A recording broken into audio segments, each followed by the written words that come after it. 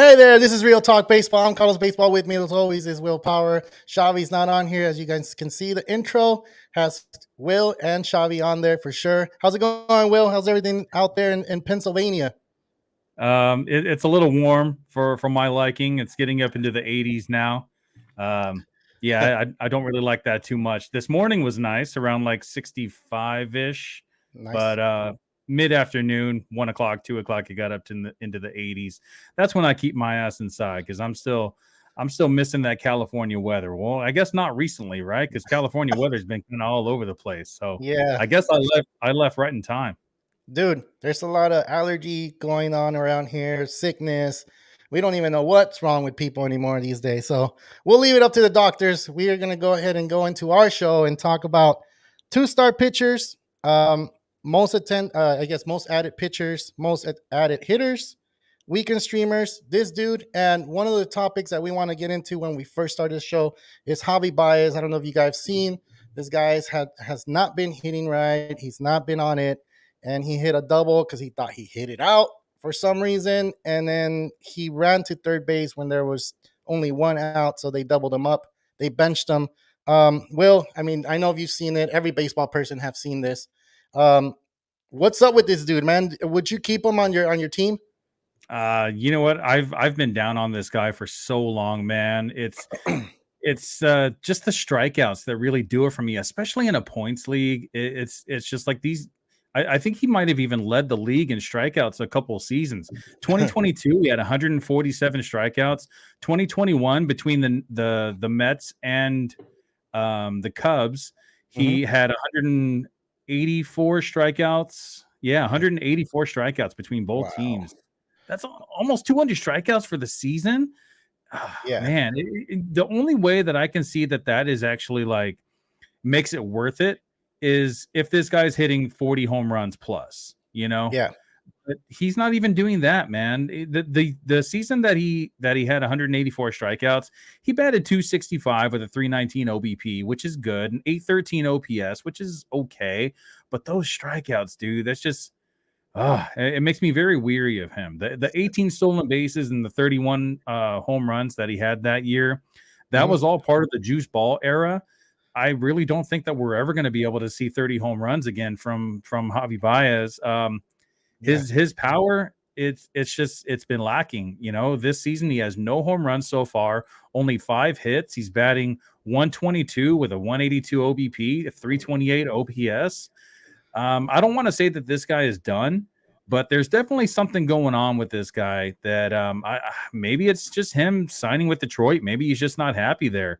You know, Well, he's that been was the there. only team that offered him the money. Remember, he wasn't getting offers from anybody else. He saw the money. He's like, "Let me go to Detroit." But there's more than just to that. This type of player kind of needs that push from other players, right? We saw it with the Cubs. We saw it when he plays with Team Puerto Rico. He's one of those fiery players that gets everything started. So I don't see Yeah, that in Detroit. it's I don't see that in like Detroit. even with the Cubs, or I don't really remember him too much with the Mets, but with the Cubs, his defense was always really solid too, and even that's not Yeah. that great anymore. So Yeah. honestly, I think maybe this guy has like some personal issues that he might be going through where he's just distracted all the time. I mean, how do you make so many base running errors within just a couple days? You know, Yeah. it's just, this guy's been playing baseball his whole entire life. He's supposed to be a professional, and to make that many base running errors in 2 days, it's just it's a little wild for me. So I think something's definitely going on with him. I think it's safe to say that you can drop him. There's some pretty good options out there in free agency and waivers to pick up some shortstops that are available. One that I definitely want to highlight is Vaughn Grissom that just got called up from the Braves. Yeah. We saw just a small sample size from Vaughn Grissom. He did not impress. He wasn't the greatest out there, but Hmm. he is a top prospect in the Braves organization. So if you think that there's nothing really out there, Vaughn Grissom is available. Why not take a chance on him? Drop Javi Baez, pick up Vaughn Grissom. More than likely, he's going to stay up with the big club.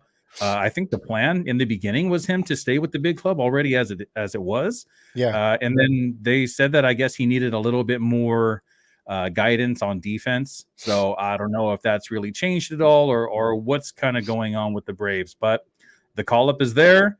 It's still early. It's not one of those September call ups. So most likely, I would assume that he's probably going to be there for the long haul. Yeah, and that's not a bad pickup. I mean, yeah, Javi Baez, he's only 56% owned, and I think he's in the negatives. Like, people are dropping them like flies. Like, there's a lot of, especially like you said before we started the show, you said in the 10 teams league, like, you can pick up some other shortstops. There's so many other out there. And not only that, but there's, there's an upside for like potential players that are coming up. Like you just said, Grissom, you said? Yeah. Grissom. There you go. Yeah, might want to look into that guy. All right, so let's go ahead and start with the two-start pitchers, man. And then this is only the recommended list to who would pick up or would want you to pick up for sure on this one, on this next week. So the first guy I kind of want to talk about is we kind of had a little bit. We spoke a little bit on him last week, Javi and I, and that's Kyle Freeland. Kyle Freeland has been pitching decent. It's scary when you pick up a guy that plays in Colorado half of his games, but he's already had 2 games in Colorado, or 1 game in Colorado, and he actually did pretty decent. He's always been kind of like that pitcher where I would just pick him up to stream because he's a good pitcher when he pitches away from Coors Field. Yeah. The problem is Coors Field, you're going to have that Coors Field effect. So he's already faced the Nationals and the Padres. He faced the Padres in San Diego, and he faced the Nationals at home. And against the Nationals, he only allowed 4 hits, 2 walks, had 5 strikeouts in 6.2 innings. Yeah. His whip was actually really good. So he looked pretty good against a team like the Nationals. And that's the problem is how do we know this guy is legit when he faced one of the weakest lineups in baseball? And then when he went over to San Diego, it was actually his first start of the season. He pitched very well over there. 6 innings, allowed 3 hits, 1 walk, only 1 strikeout against a San Diego team that actually does strike out pretty often. So I'm surprised that he didn't really get too many swings and misses in San Diego. But I think he's going to have a tougher challenge with the Cardinals coming up. It's going to be in Colorado, so that's a scary matchup for me. If I had Kyle Freeland, I probably wouldn't start him against the Cardinals. Or actually, no, I'm sorry, that was 3 days ago that he pitched against the Cardinals. That was 3 days ago. Yeah, 2 earned runs actually in 6 innings, only allowed 6 hits, so that's actually not too bad, and 5 strikeouts from Kyle Freeland.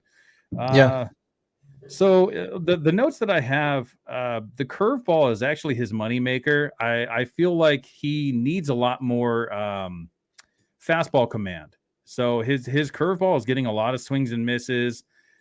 He only uses it 16% of the time. So that's kind of the red flag for me right there. I think maybe because he pitches in Colorado, he's scared that he's just going to leave a hanging curveball up there, and guys are just going to tee off on it. But he had a 40% whiff rate on his curveball, only 84 miles per hour exit velocity on his curve. Slider's pretty good also. He had a 14.7% whiff rate on his slider. The average exit velocity was 87.9. His sinker was actually the one that was getting hit the hardest, and that's the one he uses most often. He throws that pitch 37% of the time. He had a expected batting average of 311 on his sinker, average exit velocity of 91.7, and only 8.3% whiff on his sinker. So I know you want to throw the sinker in Colorado because you want to put the ball on the ground, but the problem is Colorado doesn't really have the greatest defensive infield either. So a lot of those ground balls are going to turn into hits, especially without the defensive shift now.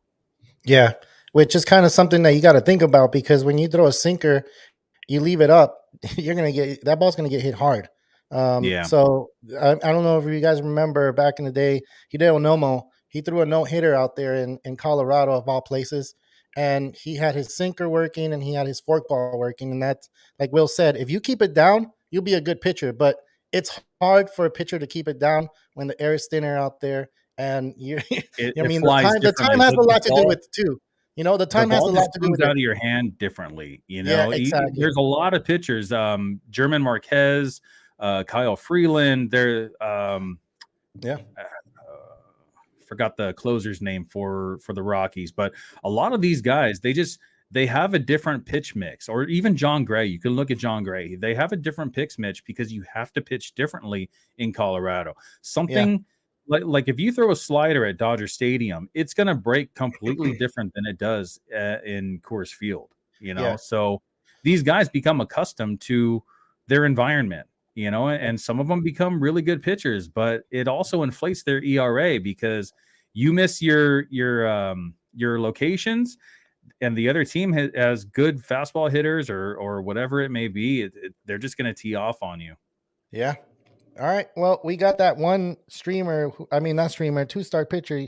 You have any others? Yeah. So the next guy I want to talk about is actually the one guy that I want to emphasize the most out of this whole segment today, the whole show, and that's Just want to Taj put that Bradley. on there. That's Taj Bradley. Taj Bradley, which is why I'm wearing this Tampa Bay Rays hat. He is just a phenomenal pitcher, dude. He's only 22 years old. He's not that big, 6'2", 190. But the Rays, dude, they know how to develop their pitching. They are so good at developing their pitcher. We've seen that with multiple pitchers coming out of Tampa. One that comes to mind is Tyler Glasnow. Even though he's always hurt, when that guy is healthy, he is top 5 in baseball when it comes to pitching. He was the number one prospect. He is the number one prospect in the Rays organization. It looks like Jeffrey Springs is going to be out for about 2 months. So I'm assuming that Taj Bradley is going to be taking his spot. Originally, they called him up to make a spot start just for Zach Eflin, and they sent him back down just the next day. But now that Jeffrey Springs is going to be out for 2 months, that's 5-6 starts that we're actually going to be able to see from Taj Bradley. And if this guy continues to impress, he might actually be in the bigs for good now. He had a 31.6 whiff rate on his four-seamer, a 50% whiff rate on his curve, and a 36% ground ball rate. So this guy is the player that I want on my team in every single team, every league that I have.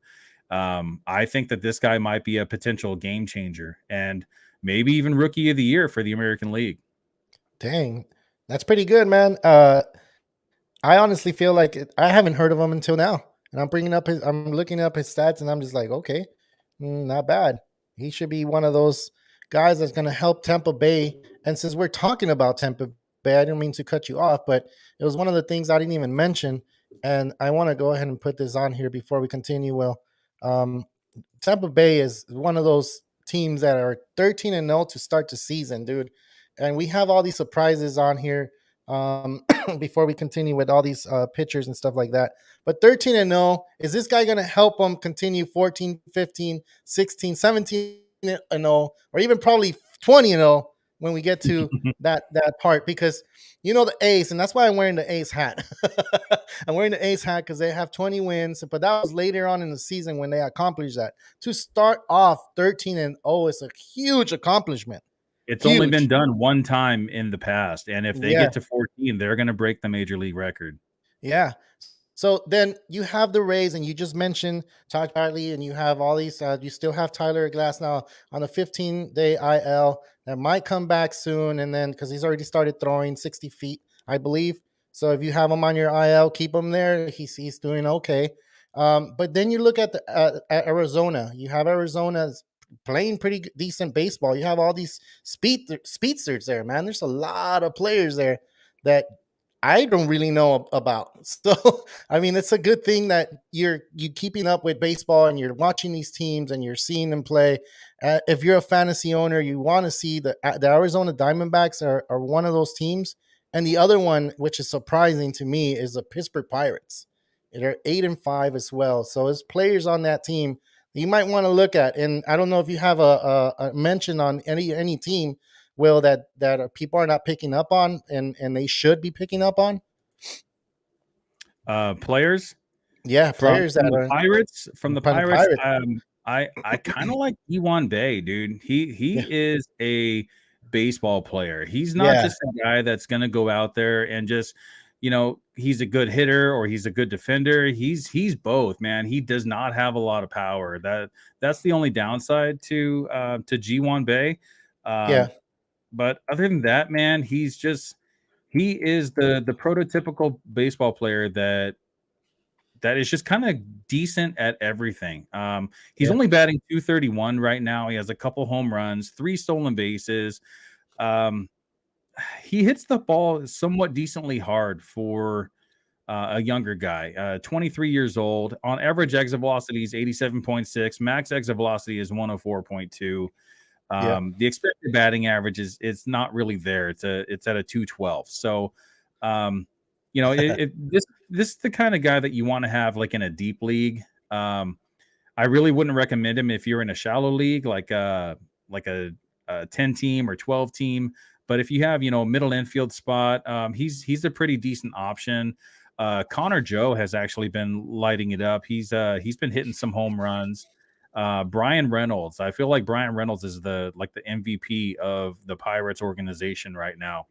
mm, I'm so glad that I drafted him, dude, because he wants to get traded. Maybe not so much anymore, seeing that the Pirates actually do have some potential.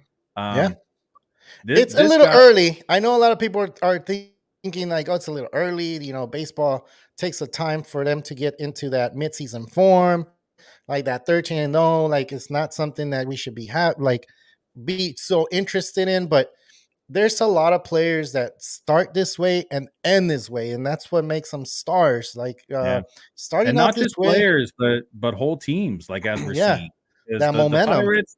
The Pirates are on a decent streak right now. Is this going to hold up? I still think they're probably going to finish last in the division. Um, You're still guys, thinking they're gonna hold last? yeah, I don't think Yeah, that they're they're gonna not be gonna keep it anywhere up. close to making the playoffs. How- If even if you just look at their pitching, Mitch Keller, Rich Hill, Mm, they have damn, there's one guy that's on the IL right now that's actually pretty decent. I forget his name, but it's like you look up and down the lineup, and there's not really like any stars. Andrew McCutcheon used to be a star. He was a former MVP back in like 2011 or whenever that was. yeah, Brian Reynolds is really the only one that's actually that actually has some potential that I see. We yeah. saw Vince Velasquez with the Phillies for a long time, and he had Mhm. some starts that were decent or whatever, but he's not a good pitcher. So I think it's just a hot streak right now, and it's probably not going to be very long lived. But because some of these guys are getting kind of like the spotlight, it does open up some doors for some trade possibilities for MLB, not for like fantasy purposes, but maybe a guy like Brian Reynolds would get traded, and the Pirates can actually get some prospects in the future, and we can see Brian Reynolds on a better team. Exactly, and it's a really pretty good. He's a pretty good player. I forgot the guy that was with the Pittsburgh Pirates that went to the Padres. Um, Adam Frazier. he's Adam Frazier. He's one of those players that was good with the Pirates. He went with the Padres, and he really did not do all that well. But it might be different with this player because he does. It seems like he wants to get traded to a contending team, not just any team, a contending team. Yeah. So we might see that. Okay, so you said the Pirates are they're not going to be one of those teams that continue playing that way. What about Arizona? Arizona's lineup actually looks really, really good, dude. Yeah. I'm looking at these guys. Corbin Carroll, the rookie, he's super He's a fast. speedster. Yeah. He's a speedster. He has some pop. Lourdes Gurriel Jr., who played with the Blue Jays, he's had some really good spurts throughout his career. Ketel Marte at one point was regarded as one of the best players in baseball that just can't stay healthy. For now, Yeah. he's healthy. The pitching is actually pretty decent. Zach Gallen, Merrill Kelly, those two, it's the 1-2 punch that you always kind of look for in a baseball team. Bumgarner's kind of like the guy that's like the veteran in the clubhouse that's kind of leading a lot of the younger guys. Christian Walker, the hometown kid from where I live now. He's actually from about 15 minutes away from where I live. He's kind of come on the rise in the last like couple seasons. Also, he's a 30 home run type of player. Not really going to do much for you in batting average, but 30 home runs is nothing to laugh about. Jake Yeah, McCarthy is doing pretty decent. Evan Longoria is another veteran in the clubhouse that I'm sure a lot of these younger guys would like to look up to. I feel like they really do have a decent team. I still don't think that they can compete with the Dodgers and the Padres. But they're they're making building. some they're making Yeah, some noise. they are. They're making big noise, and uh, I just want to throw out that Bumgarner is one of those pitchers that he's kind of experiencing the same thing Javi Baez is. He's one of those high contract players and not performing up to its potential. So, Yeah. yeah, it kind of Diamondbacks sucks thought for. that they were getting an ace, Yeah, they were getting and that San Francisco pitcher, right? yeah, but when your fastball goes from 92 and then drops down to 87, you're not really going to be able to do much with that unless you have some type of backup. You can have command with your 87-mile-an-hour fastball, but you need that slider, that curve, that change, something to go along with it, a few pitches to go along with it to really be able to be a good pitcher. Yeah. Hey, well, I can't really see. My contacts are giving me a hard time right now. I don't know if you can read what it says on the fans page right now. I can't really. Fun fact: if you Google San Francisco Giants owner, it'll say Max Muncy. He did hit 4 bombs this week, and I get what he got 11 RBIs. Man, he went off, Dude, dude. And he, there was a guy on Twitter. I forget who it was. Someone from the MLB world, and he said that we need to change Funky Muncy to Maximus Muncy, like from Gladiator. yeah, that's a good I like name. that But one. yeah, I like that he one. is the owner. I guess he's owning the freaking Giants. He Hey, ever he hates since he playing said there, go by the get it way. out of the ocean, man. You know what's crazy, dude? Every time a player says they hate playing in a certain place, they usually play a lot better. Like I remember when I in my playing days, like I hated playing at night, or I hated playing in the super heat, and those are the games that I went off. And for some reason, those games were one of those like I went off, and I can see Max Muncy saying, "I hate playing in this cold weather every time." Coming to San Francisco, it's a wet place. I hate it. And look how well he plays out there, man. He Yeah. plays really well, and that's Especially against really lefties, especially against lefties. Like yeah, Max Muncy doesn't really hit lefties very well. That's actually where his power comes from. But dude, hitting off of lefties in San Francisco, that's not the easiest thing to do. The it's not. wind is just so inconsistent; it pushes the ball back in. Yep. But this dude's hit it out into McCovey Cove, 4 or 5 times already. I can kind of see this one, Rich Ando. Like, thanks for sending these messages. CG3 needs to sit down. I agree with that. I think he needs to have more reps somewhere, not in the major leagues, because he's had a lot of chances to Yeah. like to break through, and he hasn't come through at all. So Yeah, he's just one of those aging players. I want to say he's like 32, 33 years old now, and he was in his prime, in like 2017, 2018 when the Dodgers were like really the powerhouse of MLB. It wasn't meant to be, I guess. But yeah, I'm still glad he's part of the Dodgers because he plays every position very well defensively, and he's a guy that can guide these players like James Outman, yeah.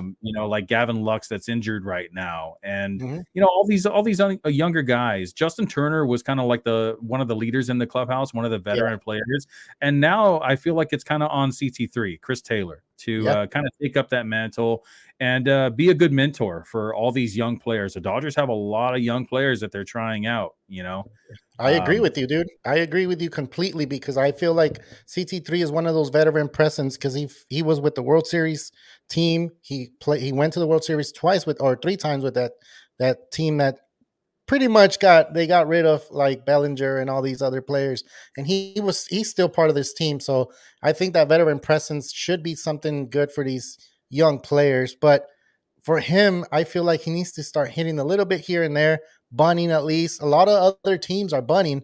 I don't know if you've Dude, seen, have you you seen know, the so, Rays? The Rays are yeah, playing some crazy small ball. small ball right Yeah, now. Squeeze plays, you yeah. just button over dudes. It's like it's becoming That's the why they're game. 13-0. That's Yeah, why they're 13 and seriously. 0. Seriously, dude, because all you got to do is just keep on getting on base. You know, we learned that from the Oakland A's. Just get on base. Yeah, Just get yeah, on base and, just move runners over. And yeah, then once there's two outs, there's not really much you can do. You have to get a hit or a walk, but it's like a lot of these teams, which is why I think Bellinger just struggled just so much, is because they just want to hit home runs. yeah, There needs to be a little bit more speed on the base paths. There needs to be a little bit more contact and not just power all the time. That's yeah, that's the way the game is going towards, I believe. yeah. All right. So, how do you guys feel about Tatis trying to flex in the minor leagues? Sorry, I'm kind of my contacts. Can you read this one? Well, sorry, I was trying to read it, dude, but I'm over here squinting, and I, I got you. I could barely, I could Good barely thing I see got it, dude. that 2020 vision. How do Exactly. you guys feel about Tatis trying to flex in the minors and calling it being called a rehab assignment? Dude, I don't know if you saw this. Tatis hit 3 home runs in one game in his Hmm. rehab assignment. 8 RBIs. A triple dong. That is crazy. And I've been telling people for the longest time, Tatis is going to come back, and steroids or not, this is one of the best players in the game, and he's only going to miss less than a month of the season in 2023, and Hmm. he has all the potential in the world to be an MVP. Yeah, yeah. He He, could carry he, the Padres all the way to the World Series. Him and I, Machado. yeah, I agree. It's just we talked about it this last show, and on Monday, and I had a problem with him having that minor league stint because the rule in 2015 changed where you can have 20 games before you can go into the big leagues. So he's coming back in what is it, April 20th? Yeah. That's when he's eligible to come back to the Padres. So he's not getting paid. Like that's why he's serving the suspension. But Shaking off these that are, rust, though. yeah, shaking off that rust and all that stuff. Like I think, and this is kind of like my opinion. I'm not hating on the guy. Like he did what he did for ringworm. He lied about it, you know, and then and then, and then it came out that he wanted to do it because he wanted to pair. And I feel like maybe we talked about it as well. Remember, I think it was one of those shows, one of the first shows in this year that we said maybe one of these bigger guys like a Machado, like someone should have told him like, hey, dude, you already messed up, but go talk to the team. Talk to the team that you messed up. You did it because you wanted to come back into the season. You wanted to hurry up and get that injury, like well, healed because he has a lot of injuries. But I just feel like those 20 games shouldn't happen. Those 20 games should happen once his time is served. And he shouldn't be eligible to come back until, he's ready to come back up into the leagues. You have Yeah. pitchers out in the minor leagues getting all mad because they're serving up these home runs to a major leaguer. Remember, these minor leaguers are trying to come up to the major leagues, right? But if you can't strike out Tatis, are you going to come up to the majors? I I mean, don't like I think so. just said, Tatis is one of the best hitters in baseball right now. Yeah. Um, I can see what Rich Ando is saying on the next. Yeah, okay, but we don't know how good he is with steroids. I mean, he Yeah. was on steroids because he wanted to come back sooner. Because steroids not only increases your muscle, but it also helps you um, Heal a recuperate lot a faster. lot Yeah. faster, to heal a Yeah. lot faster. And he just wasn't healing as fast as he wanted to. He wanted to come back as soon as possible, and I really believe that that's why he was taking the steroids. I don't think that he was on steroids before all this happened. Like, why wouldn't he have gotten caught before? Because they do random drug testing in MLB, and if other guys like D Gordon are getting caught with steroids, it's like, why wouldn't Fernando Tatis Jr. be caught with steroids as well? I really think that this guy's even missing a month of the season, he's going to hit 30 home runs. He's going to steal 20 bases, probably even more than 20 bases.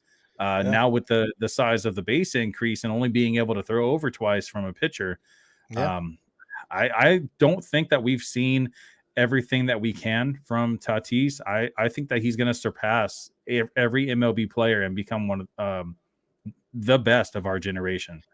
He took the words out of my mouth. We shall see. Because like, and you know what? As a baseball fan, baseball first, I would want this kid to perform to his great potential because he is great. It's just like he got caught in the moment. He wanted to come into MLB and be like, you know what? I don't want. I want to heal my injuries and be the best player out there because you see the potential. You'll see how good he is. Unfortunately, he's with the Padres. A lot of people on here are Dodger fans and including myself. Like I'm a Dodger fan. Just don't be fooled by the hat. I'm just wearing different hats all the time. Will wears different hats too because we're MLB baseball fans first before we're fans of the team. Will, Yeah, you you can see agree? it right here. Yeah. You know, Right there. so I think that the reason why I feel like Tatis could be potentially one of the greatest, and I don't want him to not play.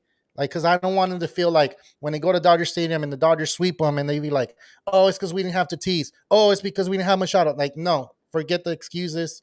Let this man play. Let him prove it. A-Rod did it back in the days. He had steroids on him, and he said, I had to perform. I had to make sure my team was on top. I had to make sure that the front office is getting their full money's worth. You know, I need to make sure the fans don't hate me when I strike out on bases loaded, 2 outs and stuff like that. So the pressure these players have, we don't really look into that a lot, but they pretty much get a lot of things handed to them on emails. They get, letters and stuff like that, talking crap to them. So imagine having all that pressure. So it is what it is. Hopefully he doesn't get caught again. But if he does, he's not going to be a Hall of Famer. Like I mentioned before, this is one of the things that we've talked about and we've been talking about forever. Is he a Hall of Famer even though he got caught with steroids? In my book, he will. I don't know how you feel about it, but like I think to be honest, it's one of those things where we shall see as the season goes on and he starts playing for the Padres. All right, there's another one. I want him to be great and prove it, but me being a purist, he has to prove it to a Doyers fan. Doyers. I love it. Los Doyers. Yeah, I mean, I completely agree. He definitely has to prove it. He definitely has to prove that the steroids isn't the reason why he was considered one of the best players in baseball 2 years ago, before the surgery.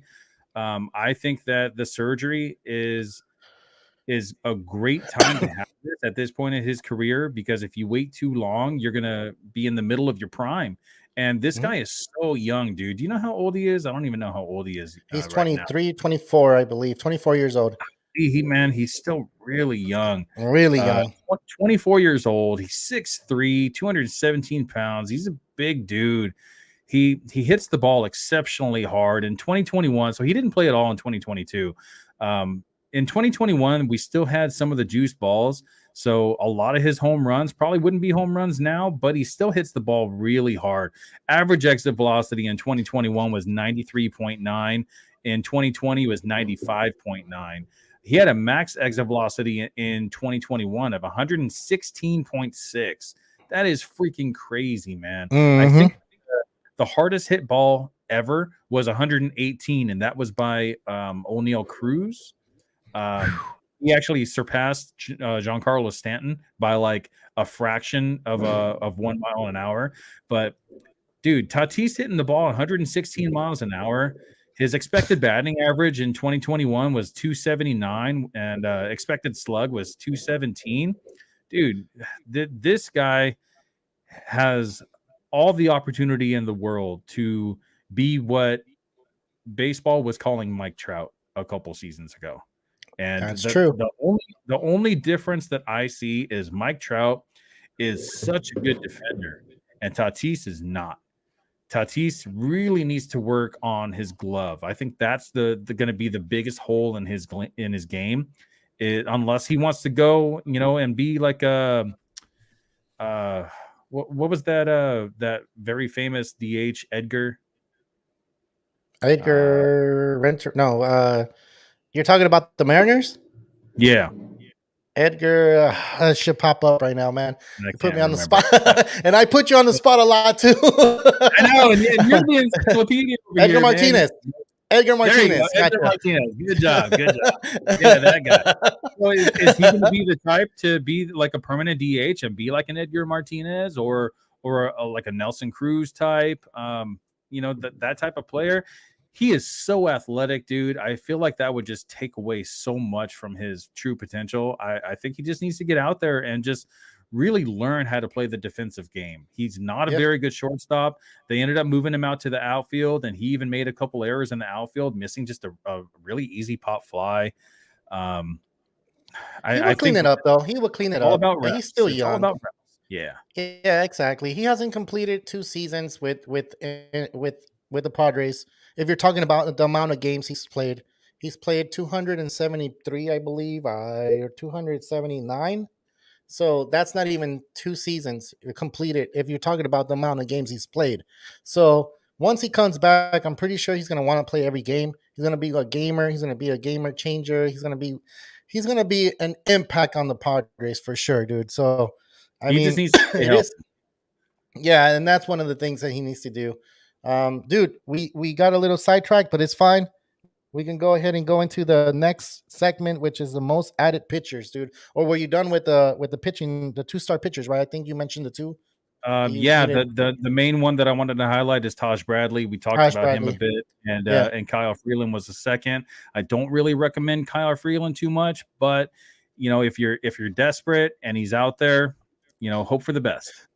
Yeah. You're one of those, like, it's a toss up. It's a 50-50. You never know. But if you need a pitcher, he's doing pretty good. He's not doing bad at all. Yeah, he's Why not doing have him? well.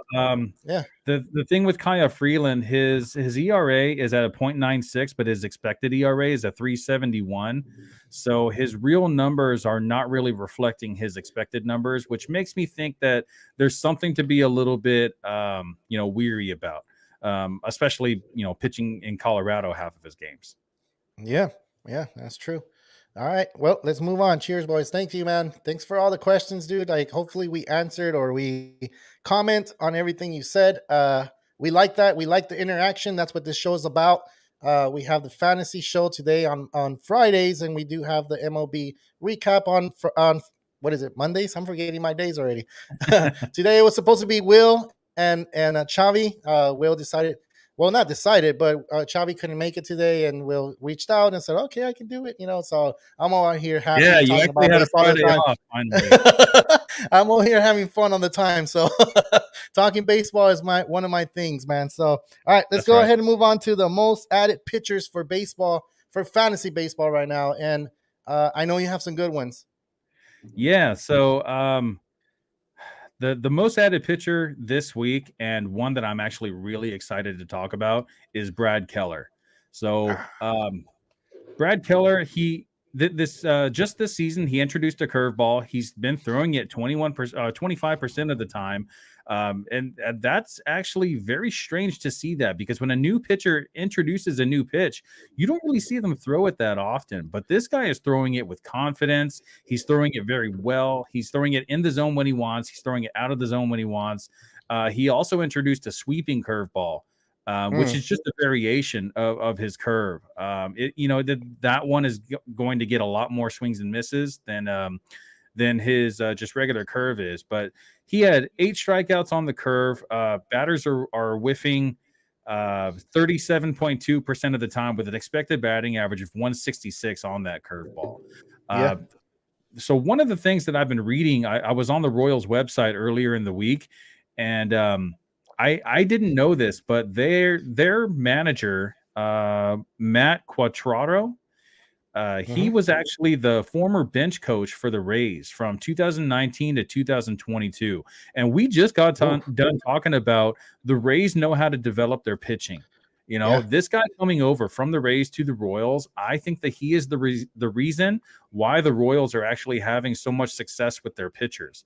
It's Brad Keller, Bubich, and Brady Singer. Now, Brady Singer really hasn't been the best this season, but maybe he just hasn't found it yet. But don't forget about having Greinke on that staff, man.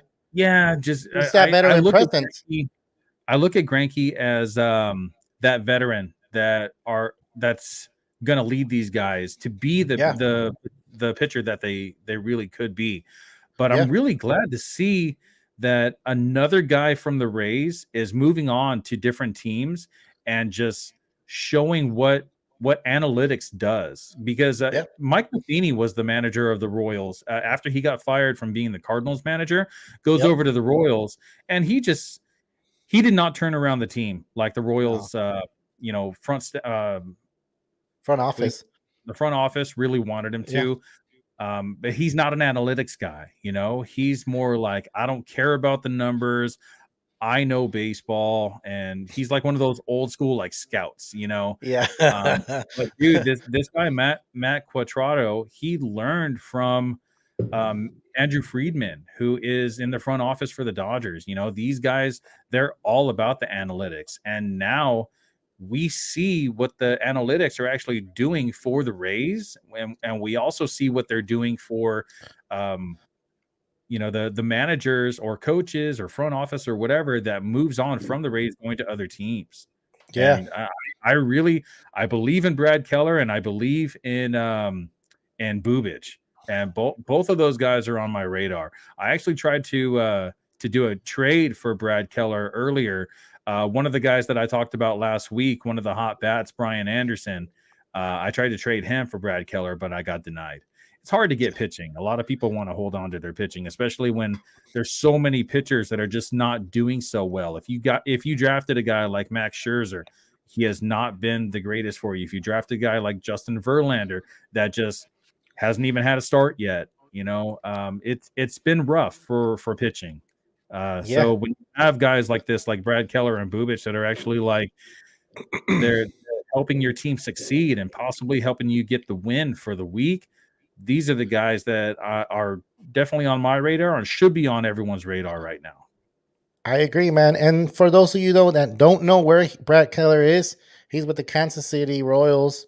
He's in that pitching staff at Grankley, like we just mentioned. And why not pick him up? If he's on your league available, go for it. He has 2 wins, 1 loss, but look at his ERA. It's at 2.12. And everything that Will just said is like true. I think you guys need to look at this guy and not even think about it. I think you should just pick him up. It's not even a gamble at this point because he's throwing pretty well. So he's going to develop into something special.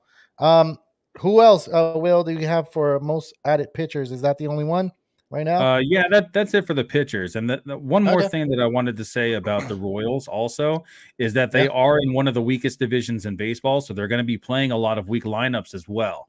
Yeah. It's like when Trevor Bauer won the Cy Young, and I was telling everyone one of the reasons he won the Cy Young is because he's pitching in one of the weakest divisions in baseball, and that's when he was with the Guardians or Yeah. the Indians back then. At that time, yeah. So that's one other thing that he's going for him. Moving on to the most added hitter is another guy that I'm actually very excited about that people are starting to pick him up at an alarming rate. I believe he's already at I think when I checked today, he was at 73%. Really? Yesterday he was right under 70%, and that's Jared Kelenic. So Jared Kelenic was the number 4 overall prospect in 2021, just right behind Wander Franco, Adley Rutschman, Spencer Torkelson. We all know all these names. And he was actually right in front of J-Rod also, Julio Rodriguez, who was the rookie of the year last season with the Mariners. But he's the fastest player to hit 30 home runs at his age with the Mariners. I just wanted to point that out. Go ahead. Yeah, and that's even crazier because the Mariners don't really play in a hitter-friendly ballpark. So No. for J-Rod to be able to do that, that's just a testament to how good this guy is. Yeah. But yeah, he was the number 4 overall prospect in 2021. We really expected a breakout for the past few seasons. This guy's had a lot of injuries and just hasn't really lived up to the hype. But this season, he has a 336 expected batting average. He's hitting the ball at 94.4 miles an hour on average. Wow. The only down thing I see about this guy is he bats 6th or 7th in the lineup every day. And with the Mariners, I look at like who's batting in front of him, and I'm like, really, Cal Raleigh? You're having Cal Raleigh hit in front of Jared Kelenic? I understand Cal Raleigh is a big power hitter, but the guy just barely hits over the Mendoza line. So he'll hit a lot of balls to the outfield, and that's basically about it. But Jared Kalenic, I really think if he just keeps on hitting, if he keeps this hot streak, I think that the Rays, I'm sorry, the Mariners will actually move him up in the order. Maybe he'll be like a number 2 or number 3 hitter, and Yeah. he's going to score a lot of runs. He's going to get a lot of RBI. He has a 415 on base percentage. If that's not a number 2 or a number 3 guy, I don't know what is, man. Another thing that I want to highlight about Kalenic is he dropped his strikeout percentage. Last season, he was striking out at a 33.7 percentage rate. That's way too high. 30% and over is, you want to leave those guys alone. That's Javi Baez territory. Yep. This season, he's actually at a 26.8. So the plate discipline's getting better. The contact skills are getting better. I really think that if he is available in your league, you need to run out and get this guy right away. I already checked. He's not. Because I looked at him on Friday, or when was it? Friday of last week, and I'm like, he's not available anymore. So, especially like where the league that we're playing in. So there's a lot of baseball heads on there, but he is one of those players that I think the Mariners do need to move him up in the lineup. I'm pretty sure they are, because Mariners struggle. They struggle, especially when they went to the playoffs last year. They went into a 16 inning game against the Guardians. It's hard for me to get used to that, man. What the hell? The Guardians, Indians, Anyway, it took him a while to get hitting into. So if this man is hitting, why not move him up in the lineup? And I'm pretty sure he is, dude. I can say it. I think He's that they one don't. of those. It's a little early to be kind of like moving around the lineup, which is why I think the manager's not really doing that yet. But as certain players really start to struggle, and if Jared Kalenic can just keep on hitting, he'll definitely start to get moved up. We saw Ozzy Albies just recently get moved down in the order to number 6 because he's just not hitting. So if there's other guys on the M's that are just not going to be hitting, they're going to get moved down, and the only way for Kalenic to go is up. Yep, that's true. All right, man, let's go ahead and move up to the next one, man. We already had the most added hitters, more added pitchers, and weekend streamers, dude. I know this is one topic that a lot of fantasy baseball owners would want to hear about this. So give us your first streamer, dude.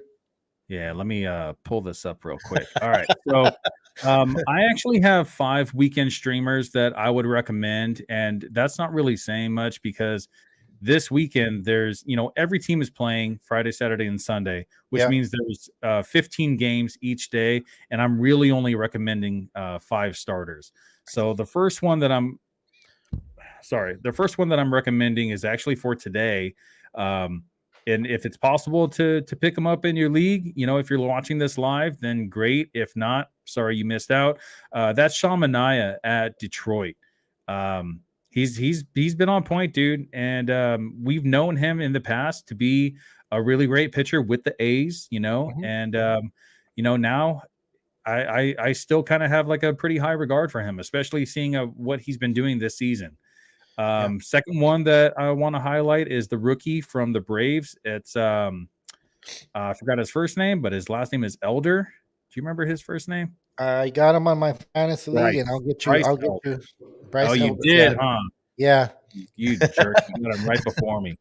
I had to pick him up, dude. I needed pitching. Yeah. I actually have a lot of pitching, so if you want to trade, I'm down.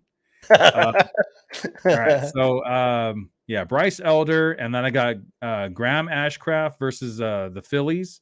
It's at Phillies, and then I have Kyle Gibson at the White Sox, and Anthony Desclafani at Detroit on Sunday.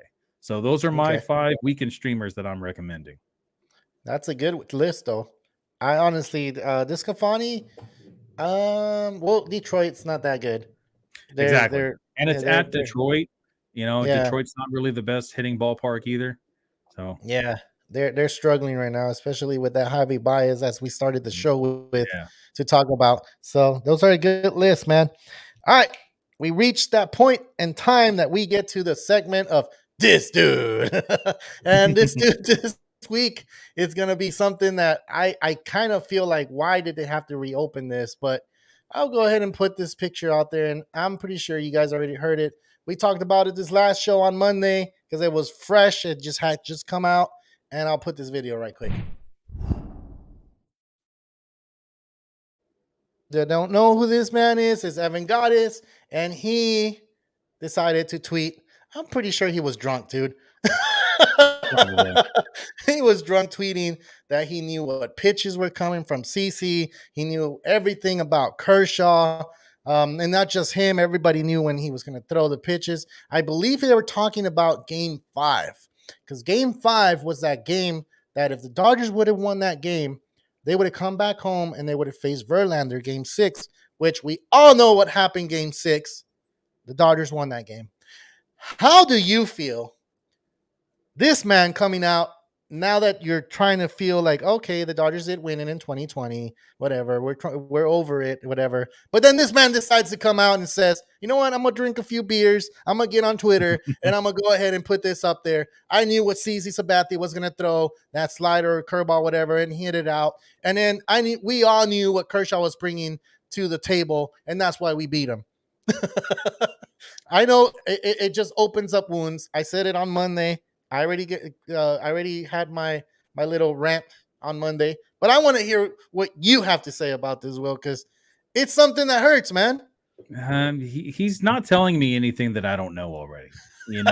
Everyone knows that in 2017 there was a cheating scandal involved with cameras in center field at the Astros Stadium at Minute Maid Park, and it was in the media. It was everywhere for a couple years when the news broke out in 2020. And I think really that the only reason why Evan Gaddis is tweeting something like this is, in addition to him having a few too many beers that night, he just wants to stay relevant. He wants to get back in the spotlight because no one really gives a shit about this guy anymore. Like, who cares about Evan Gaddis? Really? It's Evan Gaddis, dude. He was never like regarded as like a good baseball player or good catcher or whatever. He was fine. He might have been a little bit fantasy relevant for a couple years, but so what? It's because he was a catcher. If he played any other position, no one would have ever picked him up. Like, the dude's irrelevant. No one cares. Basically everyone is already over it. We're over the situation. We're over everything. We've had this. We've known all this for the past 3 years, So it's like, it's just old news now. Like, opening up old wounds. I feel like he was just trying to get a reaction, and there was a lot of people that reacted to it. And in my eyes, I'm just like, whatever. That's a boring topic now. I don't even want to talk about that anymore. Exactly. Like, and it gets to the point where what is MLB going to do about it now? Like, they're not going to do anything.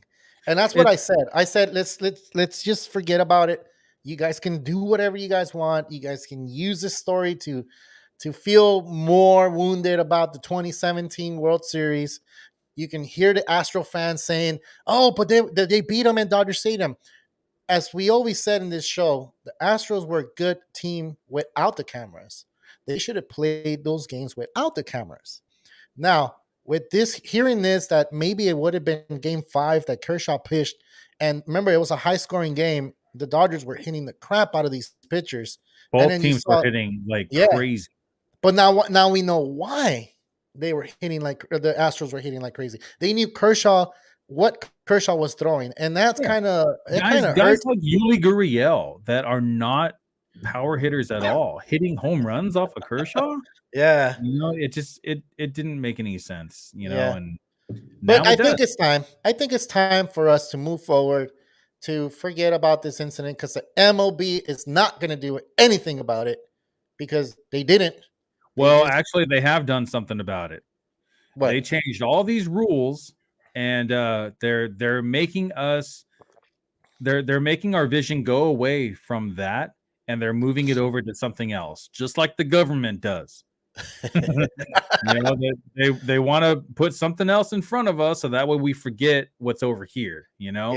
And maybe that's one of the reasons why MLB decided to change the rules now, because they want us to forget about things that happened in the past. And it sucks. It really sucks. But he's just want to be relevant. And I mean, whatever. It is what it is. If you're a Dodger fan listening to our show and or not a Dodger fan, you want to understand what it meant in 2017 to watch the Dodgers fall to the Astros. It was one of the greatest World Series. I feel maybe because it's just maybe because it was our team on the on in the World Series, but after hearing that these guys cheated, it kind of sucked. And Dude. yeah, I, I mean, I don't I know what was else to say more about it. I was more mad about the fact about the way that they were acting after they won the 2017 World Series. Like I wasn't mad at that moment, but once I found out they cheated, then when I remembered like, Josh Reddick going to a car dealership and buying like this crazy expensive car that was like $250,000 and saying some crap about the Dodgers as as he tweeted that. And one of the Astros players, I don't remember who it was, proposing to his girlfriend at Dodger Stadium when they won the World Series. It's like, You're dude, gonna hate me for this. You're gonna hate me for this, and I know you hate this man. It was Carlos Correa. that's what I thought too. And you know what's crazy? I hate this guy so much. I have him on both of my teams, on both fantasy teams, on both He's keeper a good teams. shortstop, dude. He's a good shortstop. You got to give it to the man. But just the And I'm cockiness just and trying to all that win some stuff. fantasy money. Just the fact that this man, I mean, put all that cheating stuff away. He's a great shortstop. Defensively, he's great. Hitting, he's great. Even we don't know if he was one of those players that used the cameras or not, but he was part of the team. He is part of that 2017 World Series championship, which the MLB did not do anything about, and that's what mostly Dodger fans are mad about. And then you have these Yankee fans that are mad as well because they felt that they should have won the World Series, but they didn't even make it to the World Series because the Dodgers were there. So that's kind of a slap on the face from Yankee fans to Dodger fans saying, "Oh, we would have won the World Series." Like, no, the Dodgers were there. It would have been Dodgers Yankees, and I think the Dodgers would have took that World Series. And And Altuve wouldn't have won the MVP that season either. no, he wouldn't have won that It would have been world. Aaron Judge. It would have been Aaron Judge, and I think that's a lot of things. Yeah, Evan Gaddis reopened that wound for a lot of people, not just like Dodger fans, Yankee fans too. And yeah, the MLB fans can say, "Oh, you guys are a bunch of crybabies," but wait, your team did not make it to the World Series that year. Your team did not make it to the ALCS that year, so you don't know how much it hurts because there's a lot of people that wish that we're here because now they're not. They're not here anymore. That we would have won that World Series then.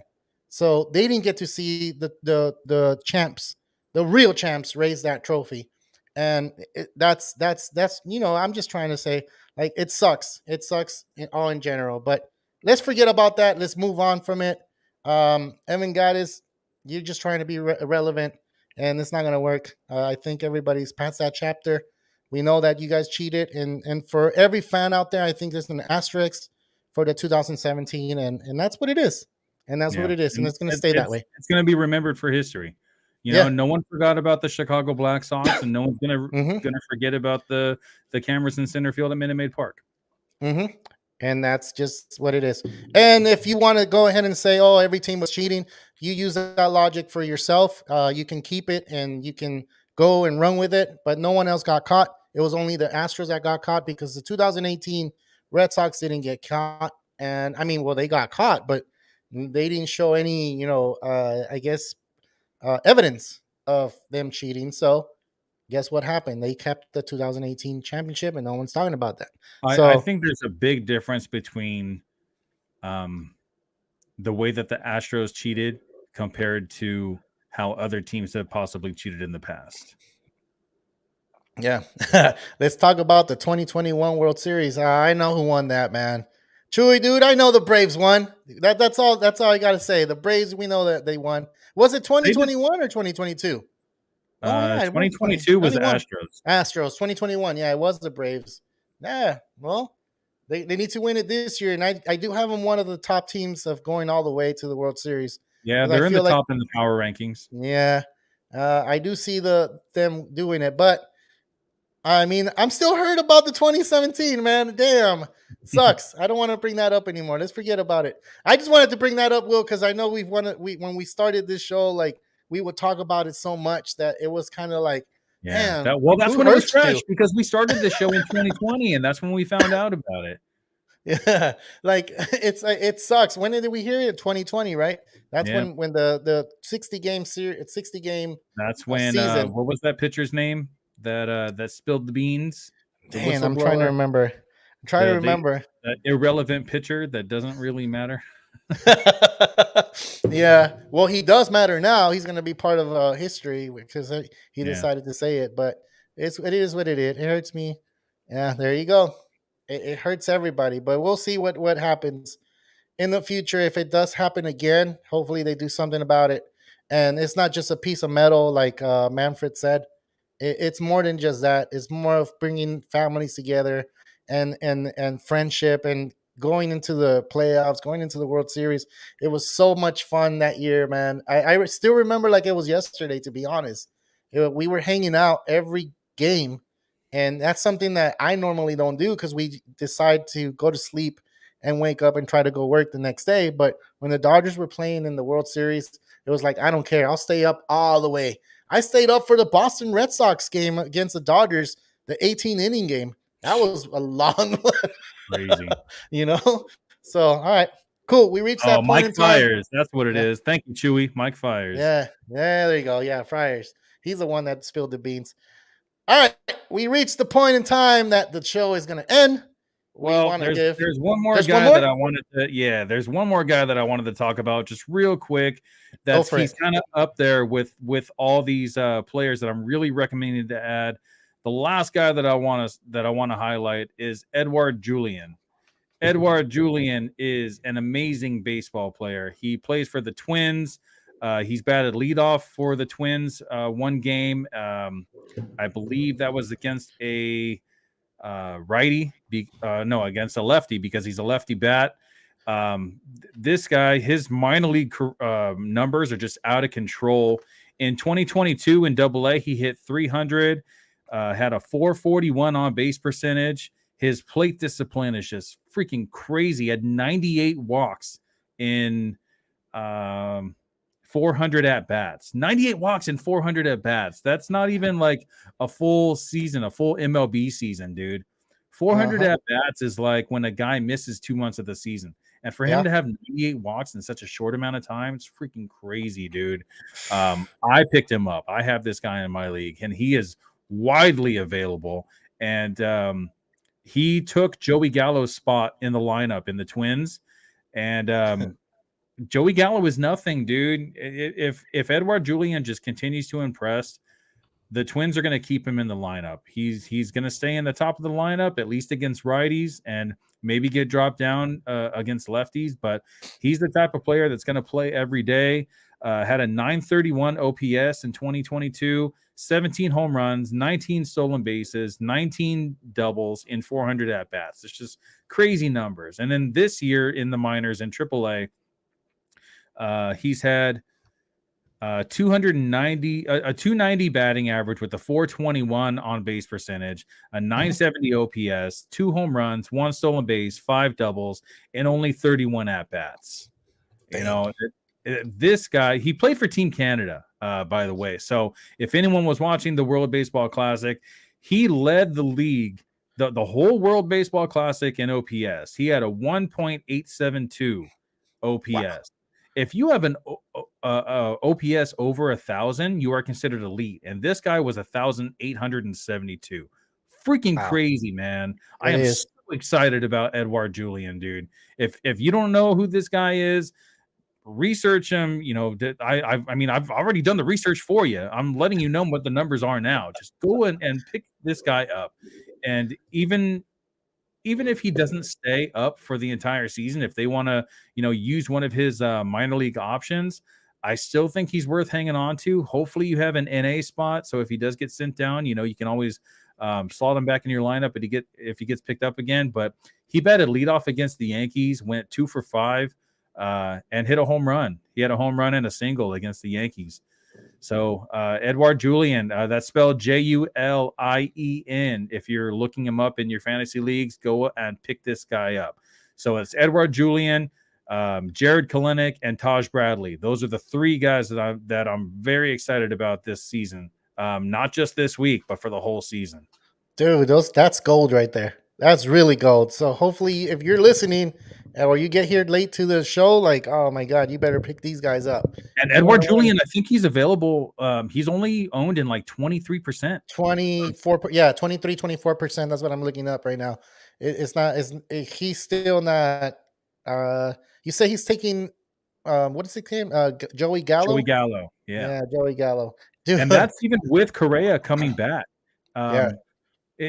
I know he's only eligible at second base, but you could easily slot him middle infield, second base, utility spot, like wherever you want. This guy needs to be in your lineup. If he's on your team, he needs to be in your lineup, and you can sit almost any other second baseman instead of this guy.